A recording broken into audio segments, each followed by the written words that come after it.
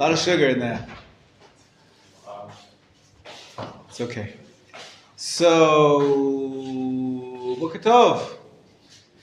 Yeah, bring the books, bring them on. We have a mitzvah to give tzedakah.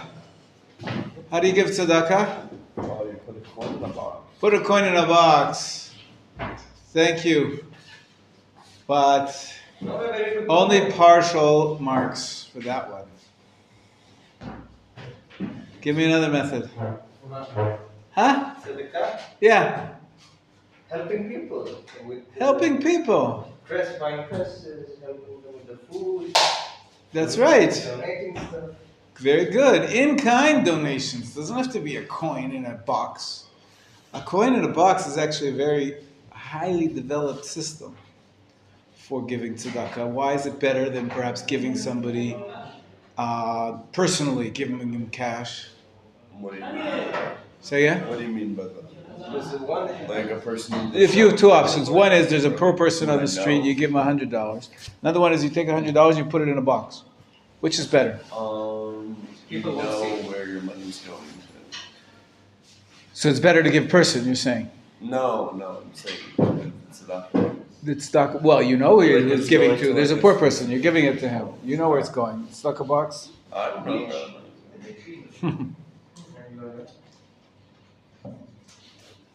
Some bleach. I don't know. Yeah. Yeah, Baruch Hashem. Maybe they clean. I don't. It doesn't look like it. Maybe they did. Maybe it's his deodorant. No, stop. Just joking. Our friend over here, Yosef.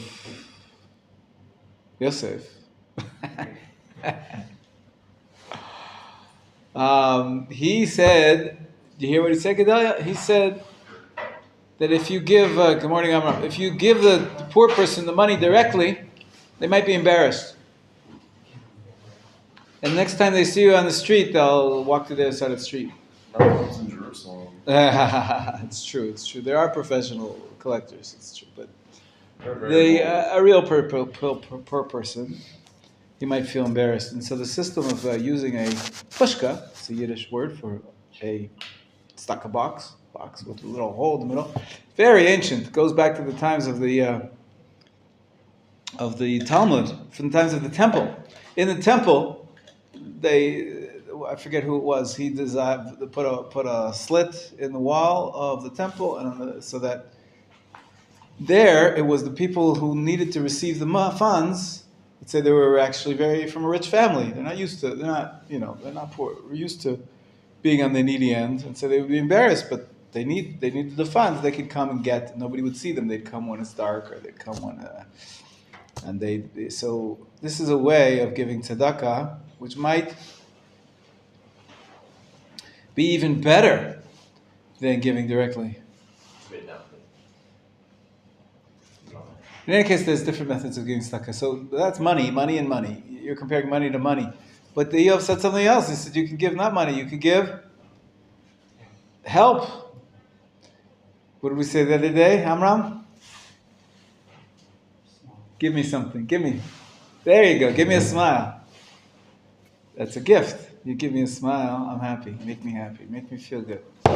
That's tzedakah too. The Torah says, nowhere does it say take a coin and put it in a pushka. Pushka, this box, a Yiddish word for box, a tzedakah box. Nowhere does it say that, even though if you go to every Judaica store, one of the Judaica items is going to be a tzedakah box. Became a well-known method, which is very good, very important. I'm not making light of it at all. But the Torah's laws actually were written primarily for this agricultural society, and therefore Torah tells us to give tzedakah in kind from the produce that is grown. And the truth is, it might be a little more than just tzedakah, because it's very interesting. These laws only apply in the land of Israel. All the agricultural laws, almost all of them. Laws? Sorry? The gleaning laws? Yes, that's part of the tzedakah laws. Is that when you harvest a field, gleaning, that's a good word, that you're not allowed to pick up the little straggling There's 3 different pieces. kinds, that's right. Good. What are they called? I don't remember. I can tell you what These they are specific in-kind donations for the harvest time. So you can give up a piece of your field. That's like another a kind. square. All right. Well, there's lots of gifts. Very good. Leftovers. Okay, the words for them are leket, shichachan, peya. Leket is when you are harvesting your field and you don't harvest everything. You leave over a little bit. You're not allowed to go back and pick up all the leftovers. That's what's not been harvested. Shichacha is when you do harvest it, and you turn it into bundles. Let's say you're harvesting wheat, and you make bundles, and you leave them in the field. And then you go bring the tractor, all right, the mule, whatever it is. You bring it over to pick up all the bundles, and you leave a bundle. You have to leave that too. That's called shichacha. And then the third thing, which Gedalia mentioned, is called peah, that you leave over a corner of the field must be left without harvesting whatsoever. It's true. That's every year's harvest. You must leave in-kind gifts from the harvest. Very good. What else? What other kind of in-kind gifts are there? And that only applies in the land of Israel. Good. Trumot. Maaser. Very good. We're going to learn about those today. And that's because Tu B'Shvat is coming. And those laws are primarily what Tu B'Shvat's about. It's a specific date. It's going to be tomorrow night. Okay? So the in-kind gifts are not only in the harvest, like you said. When do you give Truma and Maaser? When do you give these other tithes, they're called in English? Something you have to separate off from your produce. Temple? Excuse me? When you There are some parts of it that you're supposed to take to the temple. It's true. There's some gifts that have to be taken to the temple. And you get to eat it yourself, so it's not quite tzedakah. That's what I'm saying. It's not that all the tithes are about tzedakah. As I was starting to say that, well, if it's all about tzedakah, it should be applicable wherever you live, in London or wherever you have a farm in Idaho or in Ohio, wherever it is, wherever the farm is, why shouldn't you give to the poor people? So on one hand, you could say, well, all the Torah's laws are really based on Israel. Okay, but we keep tefillin outside of Israel. We keep Shabbos outside of Israel. It's true. But the Torah's agricultural laws are specifically devised for the land of Israel. But there's another reason. Because it's not only about tzedakah. Some of the produce you're supposed to take up to Jerusalem and eat in Jerusalem. Very, very unique way that the Torah wants our spiritual lives to be focused on the temple. Of course, we don't have a temple now. We can't keep that law as its original intention. But the idea is that every Jew is going to connect his bounty to giving thanks to Hashem and having a spiritual experience by coming up to Jerusalem. Jerusalem, I imagine, was not just come to Jerusalem and go to the bars. Right? You're going to the Beit HaMikdash. Beit HaMikdash, maybe you'll hear a shir on the way. Maybe you'll get inspired by the rabbis there. You know what I'm saying? Yes. So it's not just about tzedakah. But there is a big element. Now, also, I'll tell you what else. Why I proved to you that it's not all about tzedakah. You mentioned truma and maaser, they don't go to poor people. There is one type of maaser which goes to the poor people. And that's tzedakah. But they go to the Kohanim and the Leviim. Why? Because they're working in the temple. They don't have their own fields. So there is a system built based on the center in Jerusalem, the spiritual center of Jerusalem, being supported by all the Jews around the country. And that system, again, it still applies on a rabbinic level. For some laws are rabbinic, some levels on the biblical, because it is very intrinsically connected to this temple service, which we don't have. So, and there's purity involved and impurity, which we don't really follow those laws nowadays. We don't have the ability to. So we have a little bit of a change of the way it used to be, or the way it's supposed to be according to the Torah, and the way we practice it today. But all these tithes are in-kind gifts. Some of them are to the poor, some of them to the Kohanim and Levim, which I guess could be poor if they don't have their own fields. What if they don't have their own, what do they have, a high-tech company on the side? Nowadays they could, but the Kohanim were dependent on the people who came to the temple to provide for them. You could say it's the first kollel. Kollel is a structure where people are paid a stipend to be sitting and learning Torah. So the first kollel was, I guess, the Kohanim and the Levium. They were also, running the temple service. It's not all learning, but learning was part of it, of course, studying the Torah. The Kohanim were the scribes, were the spiritual leaders. So this is what we're going to learn about how we fulfill these various tithes, these in-kind gifts in the times of the temple and today, and what that has to do with Tu B'Shvat. So far we haven't even spoken about Tu B'Shvat. We said that the beginning of each year of the 7-year cycle is on the 1st of Tishrei, because that's what a year constitutes by the calendar year. You go from the beginning of the year to the beginning of the year. Where does Tu B'Shvat come in here? We're going to talk about it in just a minute. But first I want to set up what's it for. And I'll take your questions. Just one more thing is that it's such an interesting system of in-kind gifts, these tithes, that the Torah says there's different gifts in years 1 and 2 from years 3. And 4 and 5 is different gifts than year 6. In year 7, none of these gifts apply, except for the Shemitah, which we briefly touched upon yesterday.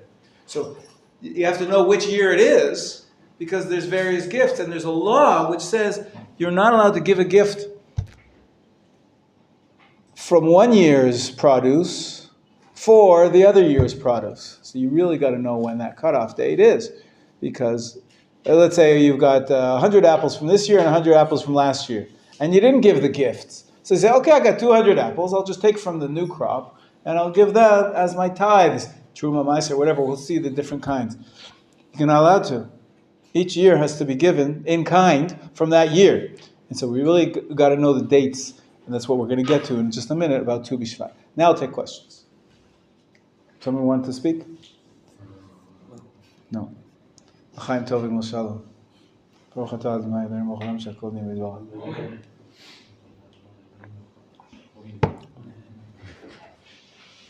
So, you might... It's fine, it's all good.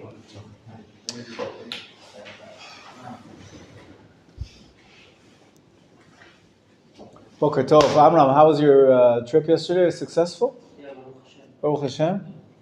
Good. We started this discussion yesterday, but you're on time. It's fine. Oh, great. And it's recorded, right? It's recorded as well. You can watch it online. Yeah. It goes up a day later or something. It goes up live and then gets cataloged and then put up onto the website. So,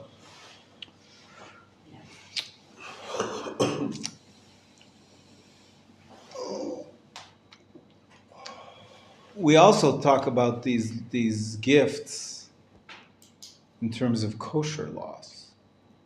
Because if you don't separate these gifts, some of them anyways, you can't eat the food. So that's why it's a little more tricky keeping kosher, strangely enough, in Israel than it is outside of Israel. Outside of Israel, you go to the supermarket, you pick up an apple. You don't have to take off truma. You don't have to take off ma'aser. What could be the problem? A rabbi, a friend of mine, Rabbi Yossi Rimon, said he was traveling and he was hungry, and he goes into the supermarket and he picks up an apple and he says, "Wait, what mitzvah do I have about this apple? There's no truma. There's no problem with orla. There's no problem with shavit." He says, "I don't want to eat it though. What's the point? There's an apple with no holiness in it. No, there's no mitzvahs about it." Here in Israel, Baruch Hashem, all the fruit are holy fruit, and we have mitzvahs that we do with each and every fruit. Mm-hmm. Everything in the supermarket has been circumcised. No, not circumcised, but to some extent. There's a mitzvah that's associated with it. There are holy fruits with holy laws associated with this. It's a real privilege. But you got to know what you're doing. You got to know what you're doing. So we're going to learn about that a little bit. Some of the laws do apply outside the land of Israel. We're not going to touch about everything. We only have today and tomorrow to talk about this, and then Thursday there's a volunteering day. So today and tomorrow we should cover a lot of information. So pay attention, because otherwise you won't be able to eat. Wait, did you have breakfast? Did you have any fruits or vegetables? No. You had vegetables. And yesterday you had fruit or vegetable? How did you do that? It's probably unkosher. If you don't know all the laws, you probably ate non-kosher. You didn't do all this stuff. Oh, somebody else did it for you. You guys. You probably didn't even cook breakfast yourself. You probably didn't even prepare it, set it out. You didn't buy it. You're right. Somebody else along the chain of supply has already taken care of all this. That's why you go to the kiosk here. You don't have to start cutting up your tomato and giving a part to the Kohen, a part to the Levi. Why? Because it has a sign on the kiosk. It says, kosher supervision by Rabbi XYZ. He's the best rabbi there is, Rabbi XYZ. So he did all that mitzvah stuff with the fruits and vegetables for you. Is there specific things that you have to is it all fruits, vegetables, wheat, etc.? Because I'm just thinking about the logistics of it. How do they store all that stuff? And how does it not go bad? Well, we'll see what we do with it. Most of it gets thrown away. If it was stuff that can't be eaten, maybe it goes to the zoo. We're going to talk about it. But there is a big logistic system for getting this done. The wholesalers, all the retailers, all the farmers come into one central, in each city there's a central clearinghouse. And the rabbis are there busy every morning. When the trucks come in, every load, you guys are missing it. Every load that comes, every truck that comes into the clearinghouse has a label on it, and there's paperwork that goes with the produce. And if that produce is not stamped that this Truman message is taken off, the stuff won't be accepted in the stores. The stores, the ones that are part of the big chains, they all have kosher supervision here in Israel, almost all of them. And so you're pretty safe if you buy from the big stores, supermarkets, but most of them have a certificate. You got to look for that certificate. If not, you don't know. Maybe it's not kosher. Not just the meat and the chicken. Maybe it wasn't kosher slaughter like you're used to in America. Of course, you only buy the kosher food in the kosher food section. But even the produce has to be supervised. So obviously, each apple doesn't have a label on it usually of kosher, but the stand that's selling it should have supervision, and they should be able to show you. If it's not up, you can ask them. They'll show you a piece of paper. It says, I got this from Tenuva, clearinghouse in Yerushalayim. And there, the rabbi signed off. 6 a.m. this morning, the truck came in from who knows where and did the Trumas Maestros, and it came out. And now what you're eating here actually comes from that field over there, but it's been kosherized, circumcised. Sometimes there's a supply chain, it's called, right? You have sometimes a few middlemen. The farmer has a few farmers get together to distribute their produce. And so at that level, that company might have a rabbi. And then they bring them to the clearinghouse and they might have a rabbi. Then they bring them to the individual store. For example, maybe it's a big chain of stores like Shufrasal or Rami Levi. And maybe Rami Levi has their own rabbi as well. So sometimes the fruits and vegetables get fixed up, not once and not twice, but 3 times, even before they get to you. And then you know what? Some people take home the fruit and they say, I'm not going to rely on anybody else.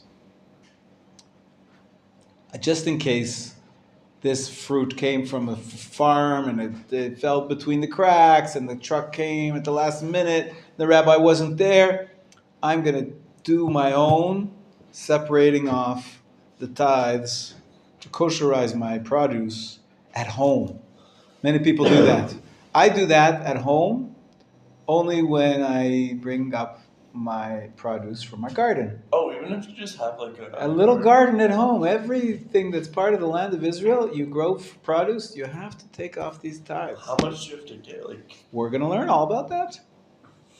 It's easy. It's easy? It is easy. It's not. It is easy. It is easy. The end of the day is easy.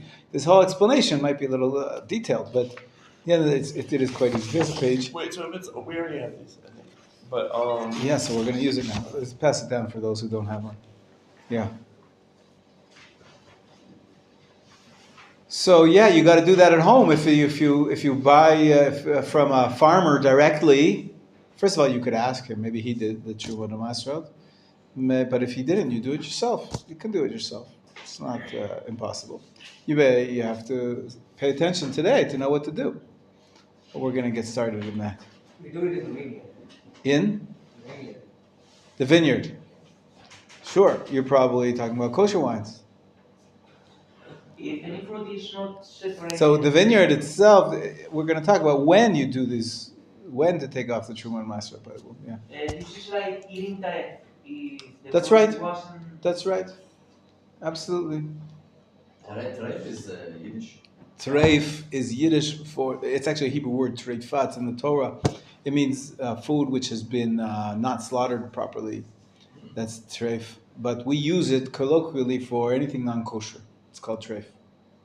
Even though this is produce. Treifa is the word in Hebrew, and it refers to an animal which has not been slaughtered, but been killed in the wild.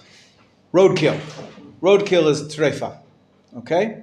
Roadkill is treifa. So litrof is to attack. So if it was attacked by a wild animal, it's not kosher because it didn't have a kosher slaughter. It's just killed. Also, treifa is another word that if it's going to die, if it has a disease, it's called a treifa. Something that's essentially dead, even though it's still alive and kicking for another few months. If it's going to die within the year, it's called a treifa. But that's the official usage. The Amram was using the colloquial usage. Something treif, not kosher. So yes, produce which has not been tithed is treif. Yeah, it's different than in chutz la'aretz.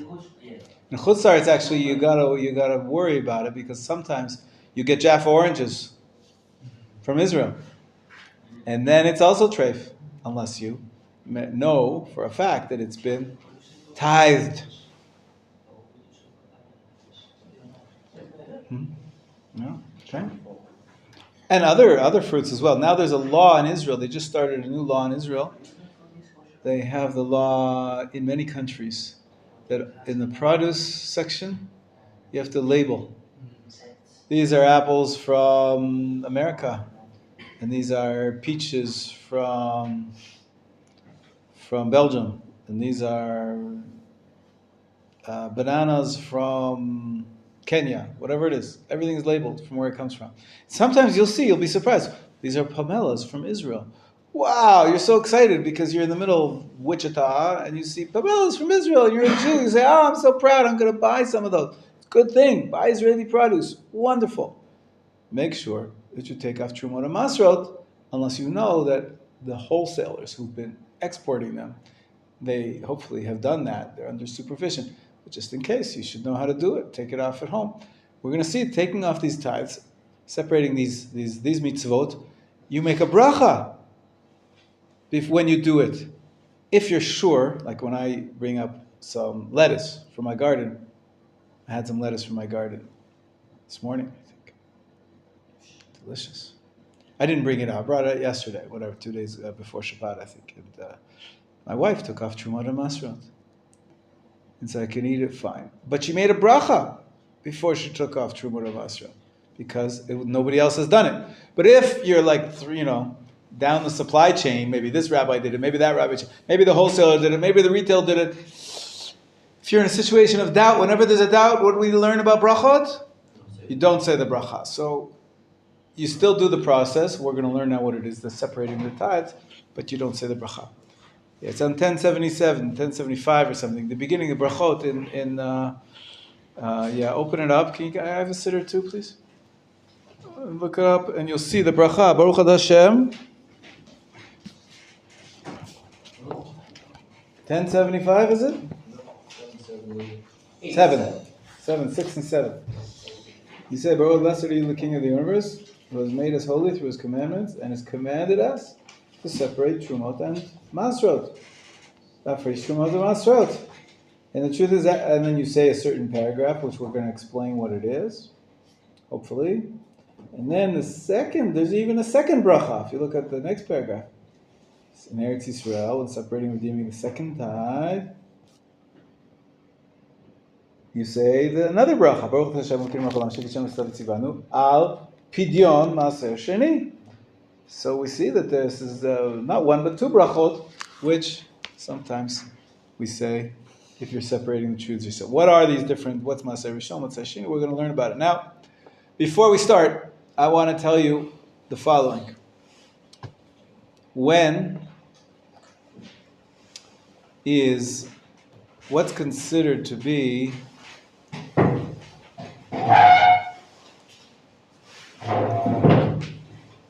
okay, what are these gifts in the various years? I said it's a little complicated. There's various gifts in the various years.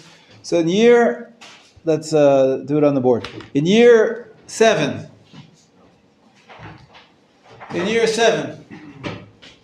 how many gifts? None.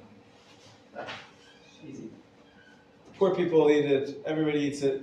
Kohanim don't get anything. Kohanim can go out to the field like everybody else and pick fruits. You don't need to own anything. Nobody owns anything. Yes? If I own the fruit, can I get from it? Just like anybody else. Not like you're the owner. But you can have enough for one meal, for one day, for your family, for your household, but not wholesale. Okay? Okay, now, the first gift is called Truma. Sometimes it's called Truma Gdolah. And that applies in years 1, 2, 3, 4, 5, and 6. Easy, right? All the years. Second gift is called Maaser. Hence the bracha is Lafrish Trumot u'Maasrot, the plural of that. Maaser is only in years 1, 2, 4, and 5. Confusing. What's going on here? Third type of gift is called Maaser Sheni. Second Maaser, that's also in what years? 1, 2, 4, and 5. Hang on, Maaser Rishon B'Sheni. Maaser Rishon, Maaser Rishon is also in all three. It's all. Sorry, I made a mistake. It's Maaser Sheni, which is only 1, 2, 4, 5. Thank you very much. And then there's number 4 is, right, this is Maaser Rishon, it's called, the first one. And this is Maaser Sheni. And this is Maaser Ani. Ani is a poor person. And this is years 3 and year 6 only. So basically, what we have here is either or. 1 and 2 are pretty much standard every year except for the 7th year. Maaser Sheni or Maaser Ani, they alternate. Now basically the way you can think about it very nicely is that you take the year, and the 6 years, you divide it into 2. 1, 2, and 3 is the end of one mini cycle, and 4, 5, 6 is the end of another mini cycle, all within the cycle of 7. So you've got at the end, the 3rd year of the mini cycle, you've got special rules for year 3 and year 6. Okay, so because of this difference, you really got to know what year to attribute the fruit to. Is it fruit of the third year? You have to give Maaser Ani. If it's fruit of the fourth year, you have to give Maaser Sheni. Also, though, you have to know if it's fruit of the second or third year, or the first and second, because what I said earlier, that you're not allowed to give produce from year 2 to kosherize produce from year 1. So each year has got to have that truma from its year. So you have to know, because of this system, you've got to know which year it's from. Is it a year 1 fruit? You'll do X, Y, Z, and you'll take off the tithing from that year's produce. Is that clear so far? Very good. Now, before we get into the details of what each one of these are, there is one more. One more, which also applies. I'll add it in here as 2.5, just to 2.5 is called Terumat Maaser. What is that? That also applies to all the years. 1, 2, 3, 4, 5, 6. Trumat Maaser, you see the word Truma here and here, so that's why this is called Truma Gedola and this is called Trumat Maaser. It's just to separate between the 2 types of Truma, but those are the gifts that we have. So basically it's 5 different types of gifts which are given, and it's year specific, so we have to know which year it grows. Now before we get into all these details of what they are and what we do with them and what they're for, obviously the poor people is for the poor people to eat, but the rest we'll have to explain. I would like to relate to Tu B'Shvat. Where does Tu B'Shvat come in? So each fruit, when do you take off, when does it become obligated? When does it become non-kosher, basically? You have to take off these tithes before they become kosher. But they only become obligated to take off the tithes when they become edible. A little bit. Not ripe. Ripe is further down the road. They could be half ripe or a third ripe is usually the way the halacha defines it. That's called the time of maaser, or the time of tithing. It's usually about a third of the growth. So when it comes to wheat in the field, when it's a third of its growth, then if you harvest it, it's got to take off the tithes. And the same thing with fruit. Sometimes it's called chanata. It's a fancy word. It means when the fruit is edible.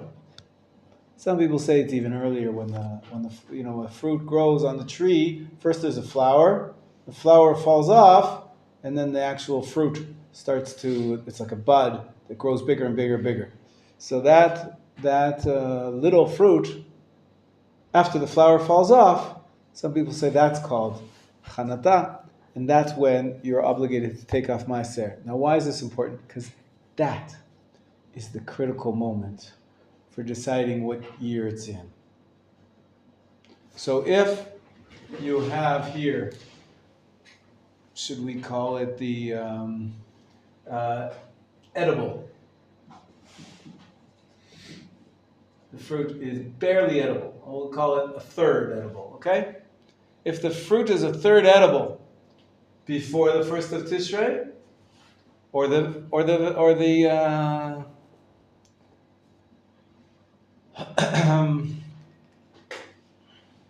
grain, also, if it's a third edible before the 1st of Tishrei, then it's a year 2 fruit. And if it's after the 1st of Tishrei, it's a year 3 produce, and it's going to have the rules of year 3 for all intents and purposes. Okay, so the 1st of Tishrei remains the Rosh Hashanah, but you got to know which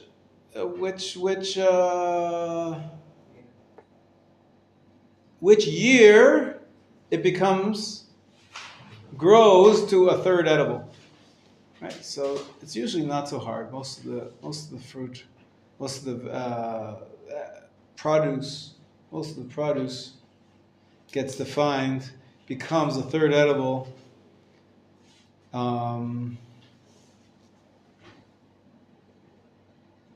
In the summertime. Which is, clearly in the middle of the year. It's not. It's before Tishrei. So the fruit is clearly the year 2 fruit or the year 3 fruit. There's no question. But there are 2 exceptions to this rule. This third edible rule. 2 exceptions. Okay, third edible, or the exceptions are if we're talking about vegetables. Vegetables can be grown throughout the year in a few cycles. You could have some cucumber plants for a month or 2, and then they die, and then you plant some more cucumber plants, and then they grow, and then you harvest them. So this whole system is not really for vegetables. For vegetables, we follow not when it gets a third edible, when it's picked.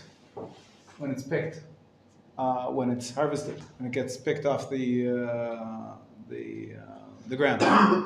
When you pick the tomato before the 1st of Tishrei, then it's a second year tomato. And if you pick the tomato after the 1st of Tishrei, it's a third year tomato. And you're going to have to give off the tithes for that. So far, so good? Notice, I haven't even mentioned Tu B'Shvat yet.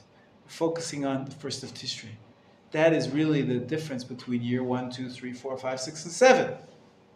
As we know from the Shemitah cycle, that's a full year from Tishrei to Tishrei. The other exception is we don't follow the third edible rule. Well, we do follow the third edible rule, but when we talk about fruits, right, this is perhaps grain, okay? That's grains, grapes. Fruits, including grapes, grapes are considered a fruit. Fruits, wait, what's the difference? Third edible. Oh, the difference is that for fruits, a lot of the fruits grow later into the fall, and they become a third edible later in the season. And so the sages decided, when the Rosh Hashanah is for the fruits? Tu B'Shvat. Tu B'Shvat is the cutoff. Now, Tu B'Shvat is the 1st of Tishrei. Then we have Tishrei. What's the next month? Cheshvan, Kislev, Tevet. So, Cheshvan, Kislev, Tevet, Shvat. So from Tishrei, Cheshvan, Kislev, Tevet, Shvat. Shvat, half of Shvat. 4.5 months. So we have so basically plus 4.5 months is when the cutoff date is for fruit. So if you have fruit which became a third edible before Tu B'Shvat, it belongs to the previous year. So basically this line has to be extended a little bit by 4.5 months. Each one of these lines has to be extended plus 4.5 months for fruit. The cutoff date between year 1 and year 2 is not the 1st of Tishrei when it comes to fruit. When it comes to fruit, the cutoff date is the 4.5 months later. It's Tu B'Shvat. So now what does it matter for fruit? It's not when you pick it, it's when it becomes a third edible. So when that chanata is, when that little bit of fruit starts, if it's before Tu B'Shvat, it's still part of the previous year.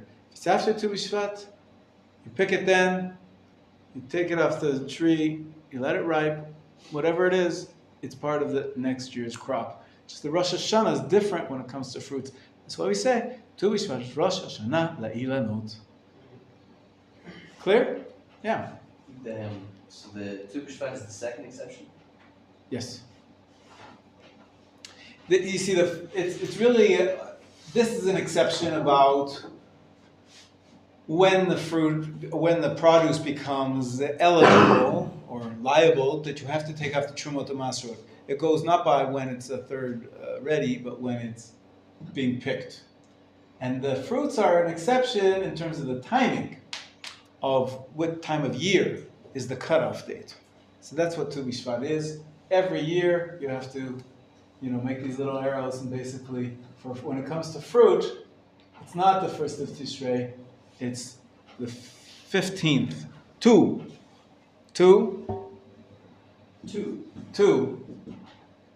in Shvat. Tu B'Shvat. Shvat is the name of the month. B is in. Two. What's two? To be or not to be? That is the question. Well, two. What does tet equal? 9. What does vav equal? 6. So 9 plus 6 equals 15. The 15th of Shvat. That's what Tu B'Shvat means. See that? Tu B'Shvat means the 15th of Shvat, which is going to be tomorrow night. Tu B'Shvat, and what its importance basically is, it's a cutoff date for the changes between the years. Now, what are all these different gifts? 4.5 gifts or 5 gifts? Let's learn about them, okay? Yeah, question. So, in our balcony upstairs, grew some onion for the onion leaves. Right. So we have to give it to one myself from the onion leaves. Yes. It's not a food. Doesn't matter. So the truth is, actually, Gedalia asked a good question. Do all fruits and vegetables require these laws of Trumot and Masrot? So the truth is that biblically, it probably applies to the 3 big ones, which we say in the Shema.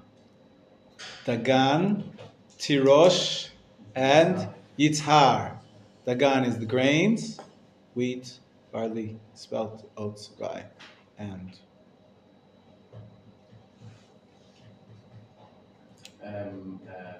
Spelt, wheat, oat, barley, rye.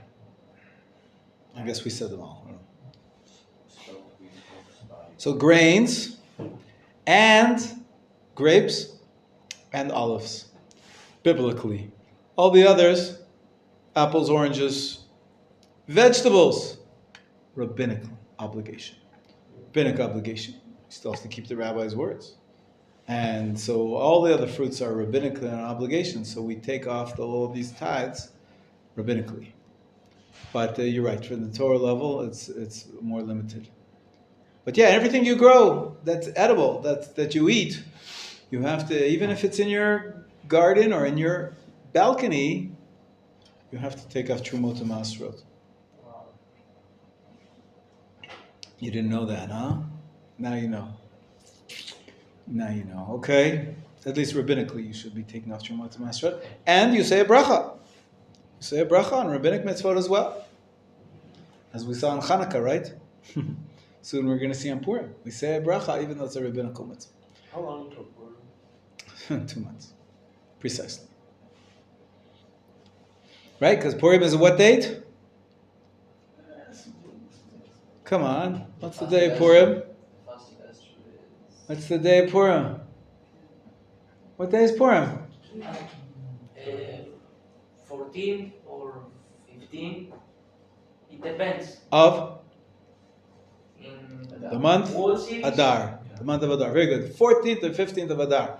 So now we're in Shvat. Tonight is going to be the 14th of Shvat, because tomorrow night's the 15th of Shvat.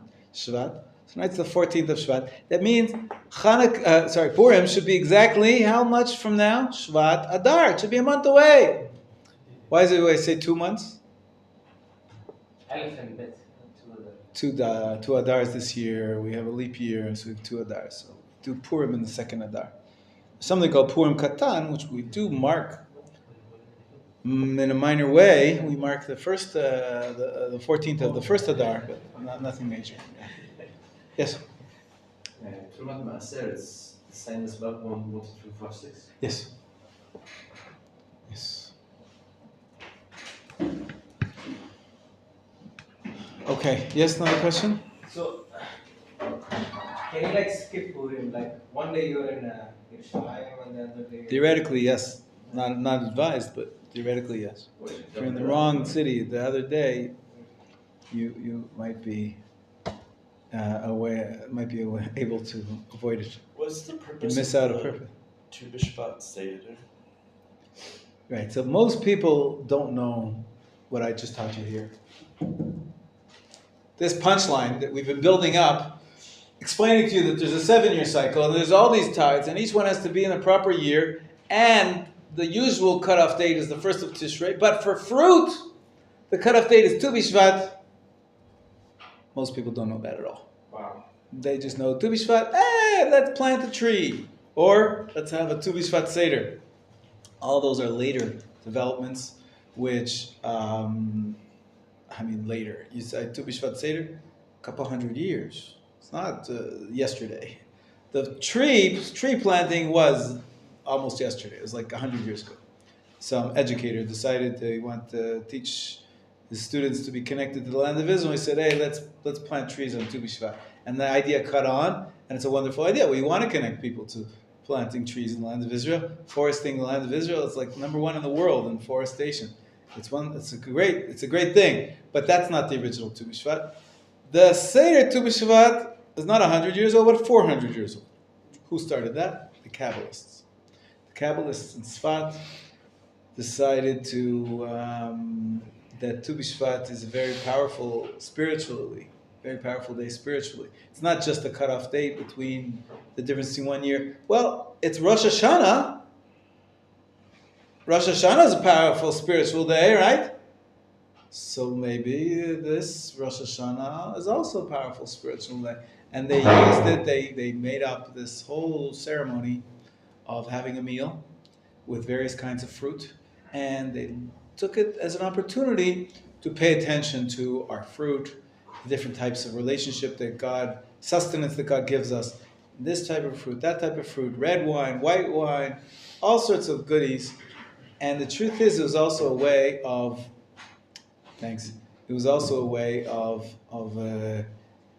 yearning for the land of Israel. As we said, all of this whole story is very much only in the land of Israel.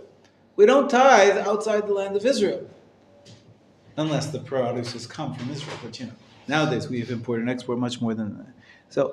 So yes, it was a way of connecting to the spiritual power of the day and connecting to the land of Israel. Sometimes, I remember growing up in Canada, Tu B'Shvat, the principal, came into the class with a brown paper bag, and he took out fruit from the land of Israel. And he gave it out to us. And we took a bite, and we broke our teeth. We said, "Ugh, the land of Israel must be disgusting." Carob. And carob, I actually, years later, when I came to Israel, actually had fresh carob, and it was delicious. But it's soft and chewy, but it gets hard. Obviously, they use carob because it's easy to transport, and it can last for a long time, but it's really, really hard, and it's not tasty anymore. Anyways, but it is a way of connecting to the land of Israel, the holiness of the special land which God gave us, designed for the Jewish people. So that's the Seder Tu B'Shvat in brief. It is, a lot of people celebrate Tu B'Shvat by having a Farbrengen. Yeah, I went to an ice cream Seder at a Reform temple. Was it ice cream from the land of Israel? No.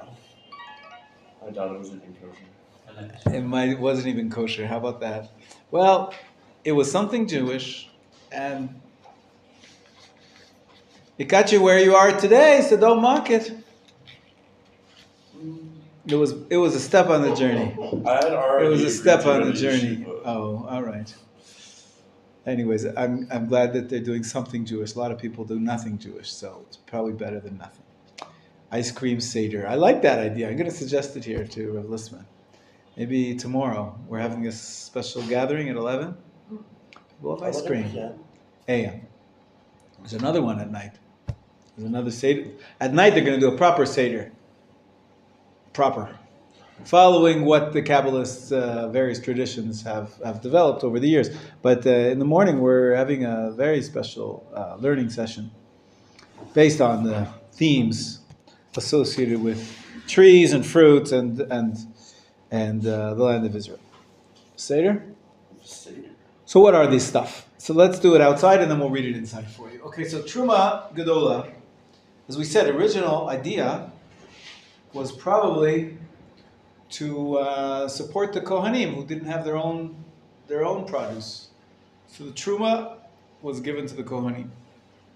And Truma is different than all the others in that that's really the most problematic. If you don't separate off the Truma is not allowed to be eaten because it's considered to be pure. And the truth is, even the Kohen, to partake of it, he has to be pure.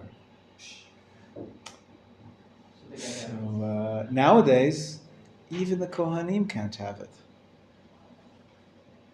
So we take off only the minimal amount of Truma possible. A tiny little bit, and we'd say this is Truma. Because if we don't take off that little tiny bit, it's uncircumcised. It's not kosher. The fruit has a little bit of Truma in it. Do you know what the punishment for eating Truma is? Death. Death. Mita bidei shamayim. You don't want to eat Truma. That's a big no-no. That's why I say the food is treif. The fruit is not kosher if you don't take off the Truma from it. The Kohen, maybe he'd be violating as well because he's not allowed to eat it if he's not pure. But for anybody to eat the Truma who's not a Kohen is punishable by death. Bidei shamayim. God says, don't do that. So we have to separate off a little bit of Truma Gedola. That's the first Truma. Okay? And in the day when there was purity, they usually gave off 2%, which is 1 out of 40, 1 out of 50, 1 out of 60. You had a choice, as you can see here on the page. But we'll look at the page in a minute. Yeah. So even the rabbinic Truma is punishable by death? No, well the rabbis are not putting anybody to death, but the rabbis, you'd be violating the words of the rabbis. Yes, rabbinic lashes. There's such a concept that the rabbis can lash people who don't follow their words. So yes, you have to do it. Fine, it's not punishable by death if it's not grapes or olives or grain. If we have some. Also, we don't have capital punishment. The Beit Din here doesn't get involved in any corporeal punishment. Don't they not put people to death on anything? No, never. It's just saying in principle, though. In principle, anyways, this was not talking about the Beit Din. This is bidei shamayim. So God will punish you for eating truma. God will punish you for eating truma derabanan too, unless you do tshuva. You do tshuva every day, not only on Yom Kippur. All right, so don't eat truma. So you have to separate it off. It's not 1/50th now, which is 2%, but it's just a tiny little bit. So that's what this is. What is? The diagram. We're getting to the diagram in a minute. That's what it's showing. It's showing 2 out of 50, right? It's showing 2%. 2 out of 100. 2 out of 100, exactly. 2 out of 100. So if you have like 7 or 8 onion leaves, how much should be? Well, we'll get to that in the end. Let's finish it all, and then we'll tell you how much. Let's put them all together. But for truma, a little bit, a speck. If you don't take off that speck, the food's not kosher. Okay, that's truma gedola. Next, number 2.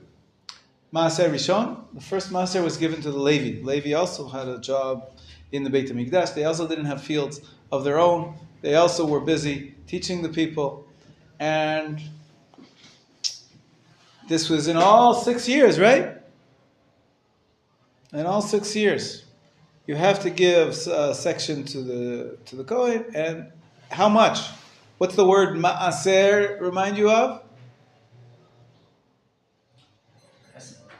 Eser. How much to give off? 10. Eser. Aser. 1/10. 1/10 of your produce has to go. That's a high tax. I mean, here in Israel we pay high taxes, but 10%, pretty high tax. You got to give it to the Levi. Now here it's not as severe. As long as you designate it for the Levi, you're allowed to eat it.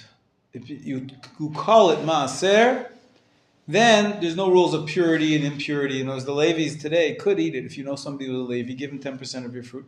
He could eat it. But the truth is, we don't really want to support the Levium nowadays because they don't do anything. So we separate it, we call it maaser rishon, but we don't give it to them. But we have to declare it as maaser rishon, and then we get to eat it. So we eat it. So that we can eat it. The 10% of the Levies, we can eat it because let them come and prove that it's theirs, and they can't prove it, and they can't prove they're a Levi, and why should I give it to him and not somebody else? And why does he deserve it anyways? He's just a Levi. He doesn't do anything. He's a lawyer. He's a doctor. He doesn't need the money just because he happens to have a father who was a Levi. So the Levi, most of the time we don't give it. We don't give it to them. We have to separate it. We designate it. We call it maaser rishon, 10% of our fruit, and then we eat it. Okay? And except for 2.5. See on the board? 2.5. What's terumat maaser? Terumat maaser is something that the Levi has to do. Yeah. The Levi he gets this 10%. He has to give truma to the Kohen also. And this has the word teruma in it. Teruma means it's holy. If you eat it, you die. Punishable by mita bidei shamayim. Hashem will. You're not allowed to eat the truma, and you're not allowed to eat the truma from the maaser either. And more tricky is that we said by truma, there's no measurement. It could be a tiny speck. Trumat maaser cannot be a tiny speck. It has to be 1/10 of the 1/10. In other words, every Levi that gets your 10%, he has to give from the 10%, 1% to the 1 out of that 10. That's 10% of what he received. He has to give it to the Kohen as well. But that now is a hard and measured quantity. So how much is that going to be from the sum total? The Trumat Maaser, 1%, right? 10% of the 10% is 1%. So now, what becomes not kosher, that you're not allowed to eat, you must remove, is not just a tiny speck. A tiny speck for Truma Gedola, and 1% for Trumat Maaser. So the sum total of actually the fruits that you're not going to be able to eat is a little more than 1%. Now, that is not so bad, is it, Gedalia? You take off, if you got 100 grapes, take off 1 grape and a little more. You're good. It's not so much. Imagine if you have a big vineyard with not 100 grapes, but you've got 100,000 grapes. That's going to be 1,000 grapes. That's a lot. Let's imagine you have a winery. You make wine from 100,000 grapes. You're going to have a lot of wine, which you can't drink. A little more than 1%. You have to pour it out. And what do we do with it nowadays? The Kohen can't eat it. I can't eat it.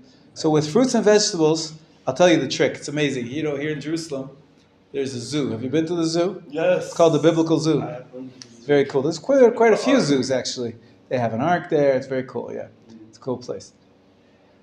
The law is that a Kohen cannot eat the produce which is tameh, and he's tameh, but he can feed it to his animals. So the Kohen can feed it to his animals. So we do give it to a Kohen for him to feed his animals. But most Kohanim down the block here, most Kohanim who gave us the blessing this morning, they don't have animals. So you know what they did? They made sure that the owners of the zoo, at least some of them, are Kohanim. And so these big wholesalers, these big clearinghouses, all of the 1%, a little more than 1%, that's instead of throwing it in the garbage like what I do at home, I just throw it in the garbage. I can't, I wrap it up nicely. I throw it in the garbage with respect, but I'm not allowed to eat it. What am I going to find the Kohen and give him one grape? He's good, he doesn't want one grape. So I just throw it out. Can you bury it? Nobody can eat. He can't eat it anyways, even if I were to give it to him. Give one grape to his dog. Let's say he doesn't have a dog. It's just so impractical. But on the large scale, they have found a solution. And they bring all that 1% to the zoo. And it's the animals of a Kohen. So that's a cool system here in Israel. In the safari in Ramat Gan, there's another big zoo in Ramat Gan where they give a lot of but the problem is wine, not good for the animals. Not so good for the animals. Unless the monkeys are jumping like crazy. Do you think it's because of all the wine they're drinking? I don't know. The wine just gets poured out because we can't do anything with it. We're not allowed to eat it. It's not kosher. That's the little more than 1%. But we're not done yet. So far we've done 1, 2, and 2.5. So far so good. Let's go on to 3. What's number 3? Maaser Sheni versus Maaser Ani. Here's we have a major difference between before and after the cutoff date. If it's the 1st of Tishrei for grains, Tu B'Shvat for fruit. Do you give, for example, in year 2 you'd be giving Maaser Sheni, in year 3 you'd be giving Maaser Ani? You got to know what you do with it. What is this? Maaser. So again, what does the word mean? 10. So you have to take a tenth off of what remains. How much is remains? You already took off 10%, right? To give Maaser to the Levites. How much is left? 90. So now you're giving off a tenth of that. How much is that? From 100, it's 9, right? 10% of 90 is 9 instead of 10. The Maaser Rishon is 10%. Maaser Sheni is 9%. Now, Maaser Sheni is fascinating. Maaser Sheni, you don't actually have to, you're allowed to eat it. You don't give it to anybody. You don't have to support the Levium. You know what the Torah says? In the book of Dvarim, it says you should take that 9% of your produce, take it to Jerusalem, and eat it in Jerusalem. Have a party. We want you to come to Jerusalem, to come to Machon Meir. Because while you're in Jerusalem, we're going to have some Shirei Torah. Of course, you're going to come to Machon Meir. You go to the Beis HaMikdash in the morning, in the afternoon we'll have classes. Even though you live in Eilat. You want to bring your product. You have to bring your products to Jerusalem. Jerusalem is full of yeshivot and schools, and I'm sure there are going to be many more when the Beit HaMikdash is built. Anyways, you must eat it in Jerusalem. You must also supporting the economy of Jerusalem, capital city. You have to buy the food. If you there is an option. That's what we do nowadays. We don't actually have a temple to go to. So the Torah actually gives us a system. It says let's say you live far away, you live in Eilat. By the time, and you take some 9% of your all those grapes, whatever it is, to Jerusalem, but you don't have a big enough car or truck. So there is a system, what's called redeeming. You can transfer the holiness from the fruit onto coins. Take the coins to Jerusalem, put them in your pocket, and then in Jerusalem you spend it at the market, and you can buy foodstuffs here, other foodstuffs, anything that's food. By the way, all these laws are written in the Talmud. There's a Masechet Trumot, Masechet Ma'asrot, which has all these laws. There's a few other gifts as well, but we're focusing on these 5. Maaser Sheni. Today we don't take it to Jerusalem, we redeem it onto a coin. You have to have a coin. Do you have a coin? No. You gotta get one. You gotta find one. The truth is, as I said, I separate off tithes. Whenever I pick stuff for my garden, I have to have a coin. It's such a pain. I don't have coins. I just only do credit cards nowadays, or bit, or digital banking. What's going on here with the coins? So there is an organization. It's called Machon Meir. There's a few, Karen Masrot. They run an organization. Basically, you pay them a subscription, and they have a safe. And in the safe, they've got all the coins needed for all their people. Yes, literally coins, not the bills. Yes. Gold? No, regular coins. But anyways, there's lots of laws about exactly how to redeem it. Bottom line is there is now it's a centralized system, but you can. In the past, I had a little shekel. I put it in an envelope. I wrote on it, "This is my Meiser money," and we'll see what we do with it afterwards. But basically, the fruit gets eaten. This extra 9% gets eaten because it's after you've redeemed the holiness from the fruit and put it into the coin. How do you so We saw it right here. You make a bracha and then you say, "This maaser sheni is redeemed on this coin." It's right here on the page. In the middle of it's the your page. coin, it's your fruit. It's just That's correct. That's correct. Yes. So the Ruma must have shown you can't redeem it. Correct. Only maaser sheni can be redeemed. Only maaser sheni can be redeemed. So if you have a plan that brings fruit, you have to do all these things on the plan.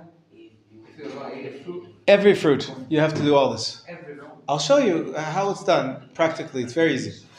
I'll show you. It's very easy. But now we're explaining the system. It looks very long and complicated, but it's not so long and complicated.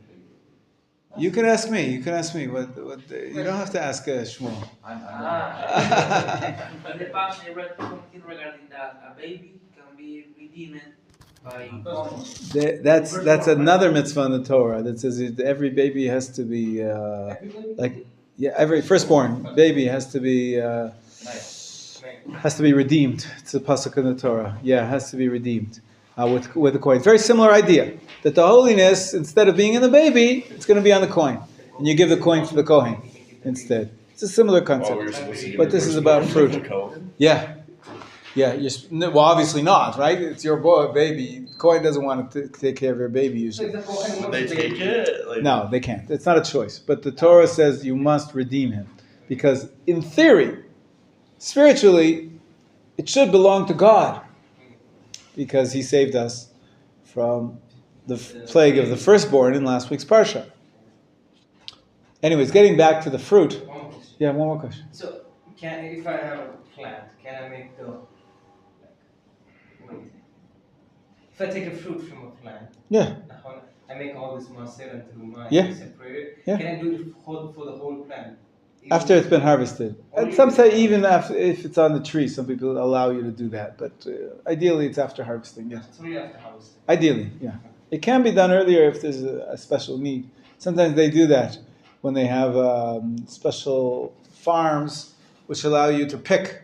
Right? They have tourists come in, cherry picking, blueberry picking. Yeah. For fun, you get a basket, all you can eat. You know what I'm talking about? So what about the Truma Masrot? So sometimes the owner, if it's in Israel, obviously, the owner will give off Truma Masrot ahead of time. It's a special halachic trick. Ideally, it's after harvest. After harvest, of course, it's already third grown, or it's not obligated. Once it's a third grown and it's been picked, you have to take off these tithes before you can eat it. They'll set a tree aside or a corner of the field aside, and that's the. No, you would do a procedure that you would say this, a form of this text, which we're going to read in just a few minutes. Okay? But we're not finished the list yet. Another question. Yes. Our last trip to the Olympic King, Yes. Rabbi Lisman said that we only can eat the fruit under the tree, and then we don't need to bother about the Maaseh and Truma. Outside of the tree, then we need to do that outside, not Maaseh and Truma. What he meant to say was that when you bring it into the house, before you bring it into the house, when you're still in the field, it's not considered to be that the harvest has been not finished yet. The obligation of the owner to take off these tithes only happens when you bring it to the next stage of harvest, which usually is involved coming into the house. Once you're in the field, so I'm not sure exactly what he said to you about being under the tree. It's interesting. You'll have to ask him later what he meant by that. Let's finish the list, and then I'll show you how it's really easy. It's really easy. Number 4, Maaser Ani. Only in year 3 and year 6, instead of that 9%, redeeming it onto a coin, what do? We give it to the poor people. That we can do today. So that we do. Now the truth is, when I have a half a tomato that I picked, not a half, it's 9% of, let's say I had 3 tomatoes that were ripe that day. So I get 3 tomatoes. What's 9% of that? A third of a tomato, approximately.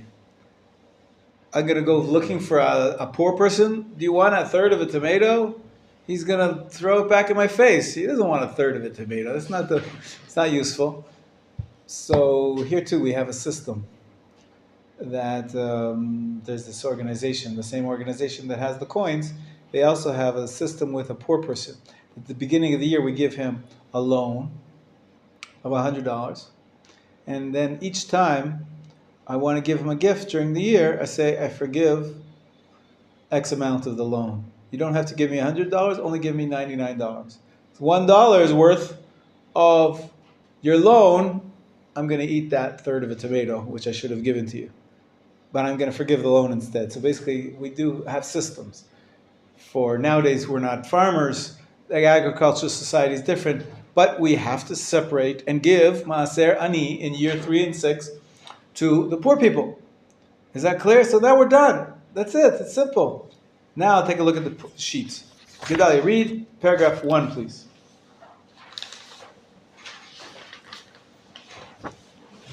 Separating Truma and Maaser. From the top, yeah.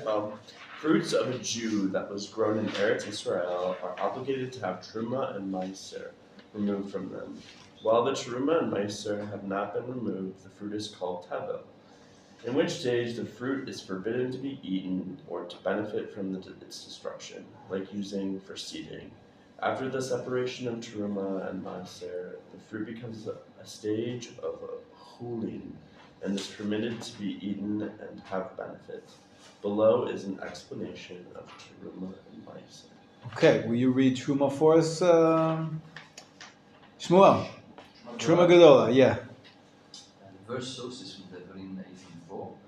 You should give him the coin, Truma, which is the first portion of your grain, your wine, and your oil. Performed in 1 year, the first 6 years of the 7-year cycle, not in Shemitah. How much is separated? According to the Torah, any amount. According to Chazal, about 2%. To whom is it given? To Kohen. What is done with the later portion? If the food item is tahor, maybe by tahor Kohen. If tameh, then it is destroyed. Why is it tahor? Ritually pure. And tameh. Ritually impure. In our times, any amount, not given to anyone, forbidden to all, and destroyed with respect. So usually that 1%, we'll see how much that's just a little bit, put it in a little bag, and throw it in the garbage. The bag is so that it's respectful, so it's not mixing in with the dirty diapers or whatever happens to be there, right? So it's separate a little bit. Okay, go ahead. Amram, will you read the Maaser Rishon, please? Verse Bamidbar 18:1, and I have given all tribes of Israel to the descendants of Levi as an inheritance. Performed in 1 year, first 6 years of 7-year cycle, not in Shemitah. How much is separated? 1/10 of the remaining amount on the north side. To whom is it given? To the Levi. What is done with the selected person? After separating the Terumah Maaser, then no holiness and permitted to anyone. In our times, separate 1/10 after separation the Terumah Maaser, then no holiness and permitted to anyone. No requirement to give to a Levi. But before you turn the page, look at the boxes, look at the diagram. So how many percent is truma? Here, 2%. That's in the Chazal's times. Nowadays, it's just a tiny little bit amount. And what's the Maaser Rishon showing you? How much percent is that? It's 10, right? For some reason, they put it on the 8 remaining of the top line and another 2% of the second line. Okay? Go ahead. Turn the page. And Yisrael. Yeah. Okay, Trumat Maaser, please. And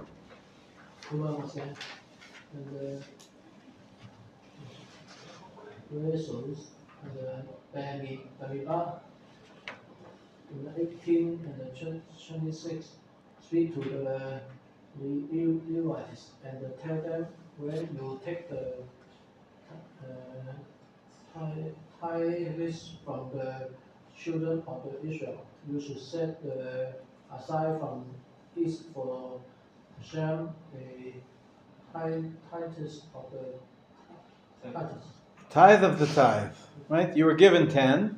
You've got to take off 10% of that. Go ahead. Yeah. The performance in the what years, first 6 years of the 7-year cycle, not in the sub Shemitah. Shemitah. Submitted. Shemitah year. You know the year Shemitah? Yeah. Go ahead. Okay. How much is the separate rate? 1/10 of the amount given to the Levites, masters, which and to whom it is given to the Kohath. And what is done with the select portion? If the food item is Kohath, may be eaten by a Kohath. If the Hamish, then it is restored. In our times, 1/10 are not given to anyone, forbidden to all, restored with respect. Okay, and you see the diagram, of course, it's one of those 10 which were designated on the top line for Maaser. One of those is Terumat Maaser, sum total 1% of the sum total. Okay, Maaser Sheni, Yov, please. Maaser Sheni, verse source, Devarim 8:22-23. You should always take the second tithe from all the food you should eat the second tithe before going into Shalom. Performed in first, second, fourth, and 5th years of 7-year cycle. How much is separated? 1/10 of the remaining from the south side. To whom is it given? No obligation to give to anyone. What is done with the selected portion? If food item is tachor, may be eaten by a tachor in Yerushalayim, or is redeemed on a coin which is brought to Yerushalayim to buy food there. In our times, 1/10, not given to anyone, after redeemed, then permitted to all. Okay, Stephen? And Maaser Ani, verse Devarim 18, 28, 29. At the end of 3 years, that year you shall take a second tithe, homeless, orphan, and widows to come and eat. Performed in 1 year, third, and 6 years of the 7-year cycle. How much is separated? 1/10 of the remaining from the south side. To whom is given to the poor. What is done with the selected portion? No attached holiness and permitted to all. In our times, 1/10 is given to the poor. No attached holiness and permitted to all. Excellent, excellent. So now you can understand the page 1076, the paragraph. Everybody open up to your Siddur, page 1076. And Gedalia, read for us what it means, how we separate Trumot and Maaser. We recite this paragraph. In Israel, on separating Truma and first tithe, there is no doubt as to whether the Truma and first tithe have been taken. The following blessing is not said, but subsequent There is doubt. separation is. Should I read the blessing?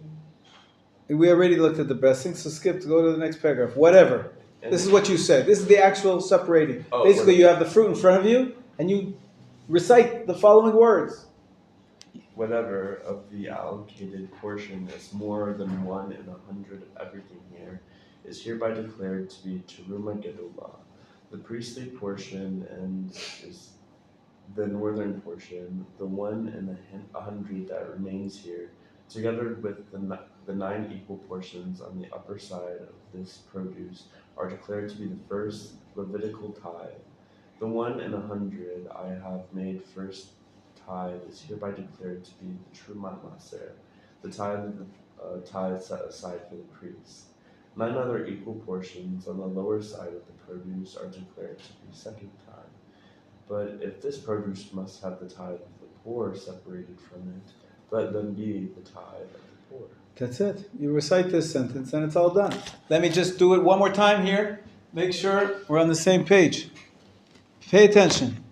You'd say you have 100 raisins. What are raisins? Grapes. Okay? Did I have the right amount? I want to get 100, right? I did it wrong? How many do I have here? 1, 2, 3, 4, 5. 1, 2, 3, 4, 5, 6. I'll take one off. Okay, now we've got 100. These are 100 grapes, 100 raisins, okay? Now what I'm going to do, actually, is I'm going to take one off and separate it. Okay? I'm going to take one separated, and I'm going to add a little bit more. I'm going to shave off a corner of this one. 2. I'll shave it off, and I'll put it over here. Okay, so I got a little more than 1%. 1%, right? First thing I do is I declare this little bit. What am I going to declare? What is this? Truma Gdula. And then I'm going to say, wait, I don't have the right amount. I don't have the right amount.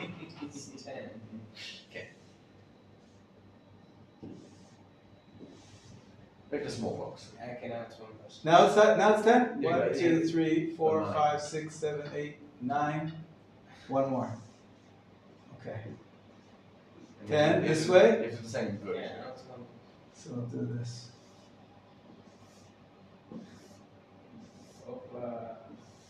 Now we have 1, 2, 3, 4, 5, 6, 7, 8, 9, 10. Perfect.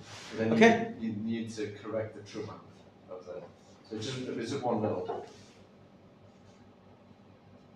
How much are you giving? Hang on. 1%. So it's just one little box. It's just One little box. Exactly.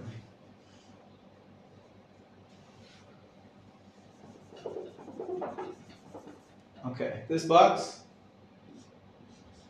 separate it off, and a little tiny corner of this one.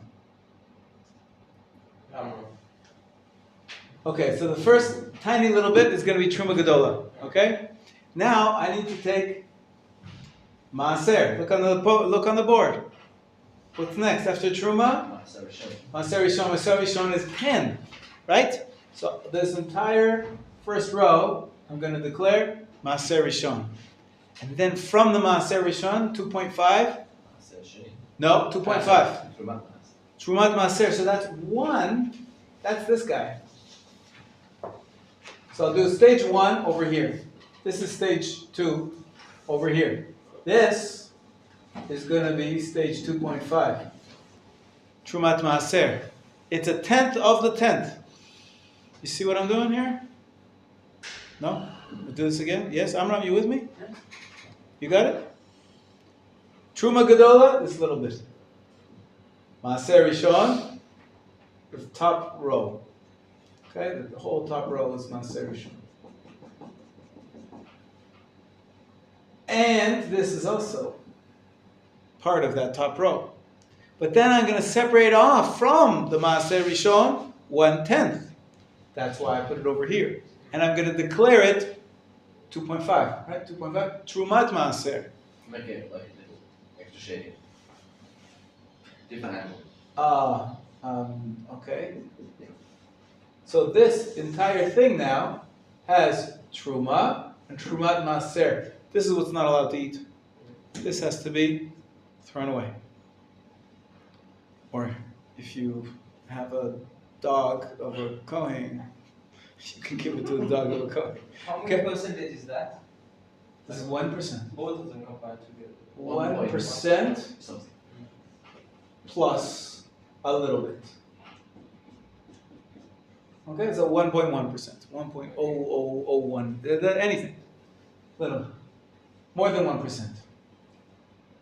Then, okay, so we did 1, we did 2, we did 2.5, now 3 or 4. Well, that's going to be, I'm going to make this color. We'll just do it on the other side, on the bottom, so that it's clear. This is going to be declared now as Ma'aser. Only 9 of them, right? Only 9. Because it's Only 9. Because it's of what's left that I take the Ma'aser Sheni. So it's only 9 of them. That's going to be declared as either Ma'aser Sheni, or it's 3 or 4. Depends what year it is. It's year 1 or 2. It's Ma'aser Sheni. If it's Ma'aser Sheni, and then I'm going to take a coin, and I'm going to transfer the holiness onto a coin. What do you put on a coin? A palm tree? In Israel, what's a coin? Menorah. A menorah. Okay, anyways. So 3 gets redeemed on a coin. 4, what do I do with 4? Gets given to a poor person. No, we don't. The coin is instead of Jerusalem. You take it. We don't take it to Jerusalem. We redeem. We don't take the coin to Jerusalem. I'll tell you in a minute what we do with the coin. Nowadays we don't. Jerusalem has no significance now. There's no temple. Not no significance, but for these laws, the law that you must eat the fruit of the Maaser Sheni in Jerusalem doesn't apply. For the Chagim, it was for the... It was for the centrality of the temple, but we don't have a temple, so you don't want everybody coming to. We want everybody coming to Jerusalem anyway, but not yet. It's not obligatory. So this is a poor person. How do you draw a poor person? I don't know. I'll just write poor. A poor person. You give it to the poor person. Okay. Now the question remains: what do we do with these coins? So there's a law that, remember we said that there's basically 2 cycles, 1, 2, 3, 4, 5, and 6. Because we can see that by the law changing at the end of the year 3 and for year 3 and year 6. At the end of each one of these cycles, half cycles, if you will, because it's half of the 7-year cycles. At the end of the half cycle, you have to get rid of all the leftover Truma and Meiser. Let's say you separated off lots of coins over the 1st and 2nd year, and you didn't do anything with it because you really don't have anything to do with it. So basically, you have to destroy it. Coin? The coin. What? Yeah. Illegal. It's illegal. So that's why we have another system. We don't want to do anything. Destroy shekels, yeah. That's right. You're not allowed to destroy money. I did it once. Shh, don't tell anybody. Turn off the... That's it, the police are coming. I took a hammer and I smashed the shekel because it was at the end of year 2. It was at the end of year 3 actually. And I had my coin. It said on it, Meiser. I'd always, I didn't have a lot. Anyways, there's a different system because if it's illegal, so you know what you do? You take the holiness from this coin. What does this coin contain? It contains the holiness of Maaser Sheni, right? It's Maaser Sheni that's been redeemed. You buy something. And we transfer the holiness onto a bag of sugar. And you throw the And the bag of sugar you put in the sink and dissolves and gets destroyed. You can destroy sugar very easily, or salt, whatever it is. And then you take your shekel and do whatever you want with it. So the transfer doesn't, the holiness doesn't have to stay in the money forever. You have to destroy it at the end of each set of 3 years. called Bi'ur Masrot, getting all the Masrot out, sort of like end of the tax season. And if you didn't do anything with it for the first 1, 2, 3 years, by then you have to destroy it. But that's a special law. Okay? Another question? Comments? So please turn with me. Wait, look on the page 1077. The next section. Gedalia, read it. Yeah? In Israel, on separating and redeeming the second tithe, I read that. No, you didn't. Oh, the second tithe. If there is doubt as to whether the second tithe has been taken, the following blessing is not said with the subsequent declaration. Say the blessing in English. Are Yeah. you, Lord, our God, King of the universe, who has made us holy through his commandments and has commanded us about the redemption of the second tithe. The second tithe, together with its additional fifth, is hereby redeemed by 1 per of the coins I have set aside for the redemption of the second tithe. Don't have to use a whole shekel. Use a little bit of the shekel each time you redeem. So that's a pruta's worth is all you need. It's about 10 agorot. So you can maybe do this 10 times. And the additional fifth, something I didn't tell you about yet, is that the Torah says whenever you redeem the holiness from the fruit themselves onto a coin, you add to the value a fifth. So you have to not only take the 9%, you take the 9% of the fruit and an additional fifth of the value, and you redeem it onto the coins, and then the coins pretty much are not used. So that's it. So, do you know how to take off Trumot and Masra today? Let's say someone brings you a bunch of grapes, and he says, "This is from my garden." Right. And he's not religious, he doesn't know anything about Trumah Naser. And you say, "I want to eat your grapes, but I can't. They're not kosher." So he says, "So what do we do?" He says, "I know how to make them kosher." You open up to page 1076, and you say, from the top, Baruch atah Hashem, Elokeinu melech haolam asher kishanu tzivanu la'afrish trumot u'masrot. Mashu yuter, the truth is you can say it in English. Whatever of the allocated portion is more than 100 of everything here is hereby declared to be Truma Gedola, etc., etc. You recite the entire thing. And if it's year number 1, 2, 4, or 5, you say also, Baruch atah Hashem, Elokeinu melech haolam asher kishanu tzivanu al pidyon maaser sheni. And then you say, this second tithe, together with an additional fifth, is hereby redeemed by 1 pruta of the coin. You have to have a coin that I have set aside for the redemption of the second time, and then the food is kosher. And then you make a bracha, Baruch atah Hashem Elokeinu melech haolam borei praetz, and you eat some of the grapes. Good? Is that complicated? I give you a shortcut. After we sing for the soldiers and the captives, I save the best for last. There's a trick. Okay? Page 231. Let's sing for our captives. Pray for them. 231. And then stay tuned. You're not going to want to miss this. Is this so long? Is this so long? It's not so hard. It's what the rabbi does in the supermarket before he puts his son name on it. He says this is kosher. He does this every morning from the fruits which are brought from the. Calculate how much to take. 1%. That's all you have to Find the calculate. shekel, then you have to find You have to find the shekel. It's true. So yeah. Symbolic shekel. It doesn't have to be the monetary value of the fruit. Right. Correct. It has to be worth 1 pruta each time. Each time you do this 1 pruta, like I say, it's 10 agorot. It's not much. Anyways, there's going to be a tip, pro tip, coming soon.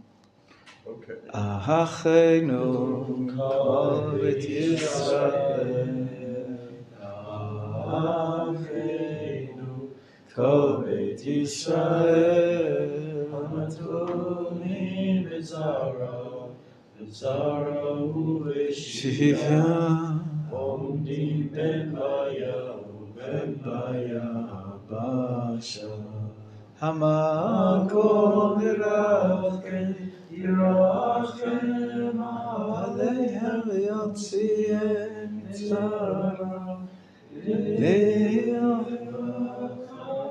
U'meyafel Aleha Yeshiva Amen.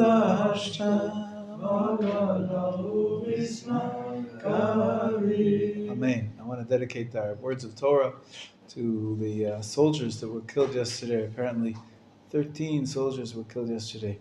3 in the morning were announced from the previous day, and then 10 this morning. They announced that 10 were killed in battle yesterday. Terrible incident where 2 buildings collapsed on our soldiers instead of on the enemy, and it's a tough blow. And Bezrat Hashem should protect our soldiers more, and we should be victorious in the war. And hopefully we'll getting closer to freeing our captives as well as beating those bad guys. Amen. So what's the pro tip? Pro tip is, let's say you don't want to say all 10 lines. How many lines is it in English? 1, 2, 3, 4, 5, 6, 7, 8, 9, and then the other 2 lines is 11 lines. You say, go back to page 1077. Let's say someone brings you the grapes from his farm, from his vineyard, and he doesn't know anything about these laws. He didn't take off any Truma Maser. And you say, what are these grapes called? What are they called before the tithes have been taken off? Tevel. Tevel. That's not kosher. So he says, what do you do about it? He says, no problem. I went to Machon Meir. I came to the class. They taught me all about these laws. I can make the fruit kosher.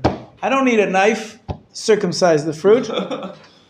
All I have to do is separate off 1 out of 100, a little more than 1 out of 100, put it in a bag, and throw it in the garbage. Before I put it in the garbage, I say the following. And he said there's 11 lines. If it's for sure, you say a bracha. Is that okay? That much. And then instead of saying the entire 9 lines, you say, this, I am hereby taking off Truma and Maaser as it says in the Siddur on page 1077. That's it. Say no more.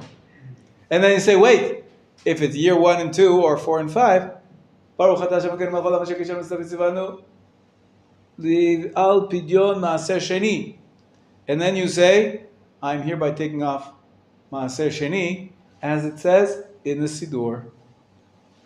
You don't have to actually recite the words themselves. How much is that? Like we took 1/10 and put it in a bag. Yeah. That's maaser. That's the Truma Gedola and the Truma Maaser, yeah. So the second one, if it's 1, 2, 4, 5. Only this, 1 and 2.5. Okay. That's a little more than 1%. That has to be thrown away. Okay. The next one. The next one, we eat it. It's in there. It stays in the fruit and we eat it because the Levi doesn't want it. No, maaser sheni, 1, 2, 3. Maaser sheni gets redeemed onto a coin. You have to have a coin. Yeah.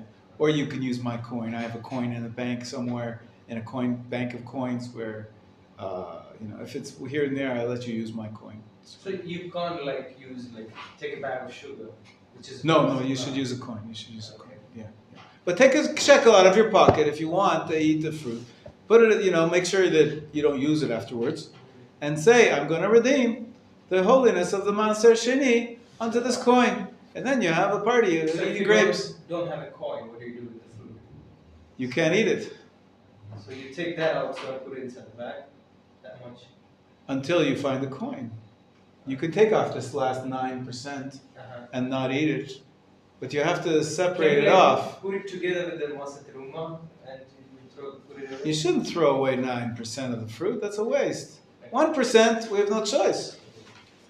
But the 9% of the Maaser Sheni, you should redeem it. It's not so hard. You just say, this is hereby redeemed on a coin.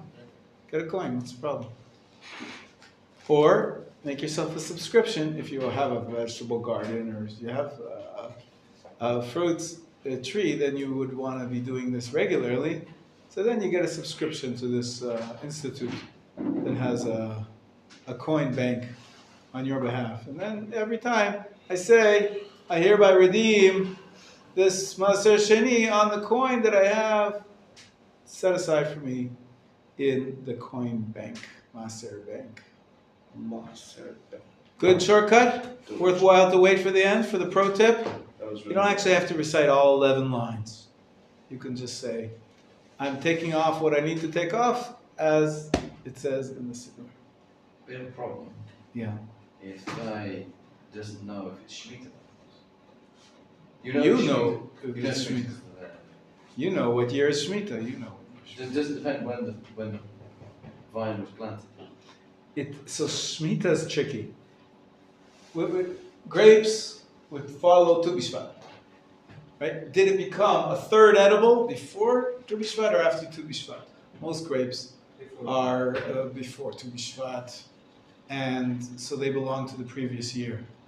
So it's when the grapes are from. But for Shemitah, some people actually say the cutoff date for Shemitah is the beginning of Tishrei, not Tu B'Shvat, because Shemitah is different. The rules of Shemitah are a little different. It says this from this beginning of the year to the end of the year. It says Rosh Hashanah for Shemitah is the first of Tishrei. So some people say that the one exception of the fruit not using Tu B'Shvat is Shemitah year. Okay, so keep that in mind. Yeah. But this doesn't apply to vegetable and herbs because It does. They It does. They're edible. But they don't. Rabbinically. They don't last so long, isn't it? True. Yeah. But you have to separate off truma and maser, and the truma rabbinically you must take it off. You're not allowed to eat it.